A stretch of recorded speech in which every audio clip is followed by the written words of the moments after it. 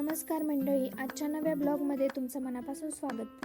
नेहमीप्रमाणे सकाळची सुरुवात घरातील कामांनी झाली, सोबतच श्रीची मस्तीसुद्धा. उठल्यावर आधी घर आवरलं, झाडून पुसून घेतलं, मग फ्रेश होऊन श्रीचं छान आवरलं. ती थेट लॅपटॉप घेऊन बसली.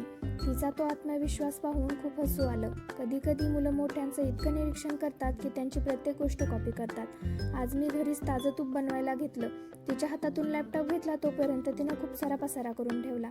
तूप बनवण्यासाठी मी 8 दिवसांची साय काढली होती आणि ती मिक्सरला छान फिरवून घेतली. नंतर ते तूप कडवून घेतलं. नंतर घेतल्या भाकरी बनवायला. आज मस्त बाजरीची भाकरी आणि झणझणीत कढीचा बेत होता. त्यासाठी भाकरी बनवायला घेतली. पीठ मळून घेतलं आणि भाकरी थापून घेतली. नंतर तवा गरम करून त्यावर भाकरी टाकून घेतली.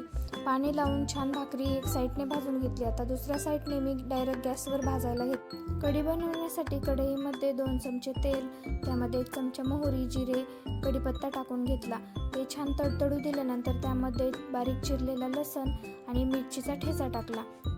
त्यामध्ये थोडीशी कोथिंबीर देखील टाकून घेतली. कढीमध्ये जास्त कढीपत्ता टाकला तर कढीला चव छान लागते, त्यामुळे जास्त कढीपत्ता टाकायचा. हळद टाकून मिक्स केलं आणि नंतर एका वाटीमध्ये ताक आणि बेसन मिक्स केलं होतं ते टाकून घेतलं. नंतर ताक थोडं कमी वाटत होतं ते पण टाकून घेतलं. इथे मी शेंगदाण्याचा जाडसर कूट तयार केला आहे तो टाकून घेतला. नंतर छान उकळी काढली आणि वरतून कोथिंबीर टाकून घेतली. अशा पद्धतीने आपली कढी तयार आहे. बाजरीची भाकरी आपल्या शरीरासाठी खूप फायदेशीर आहे.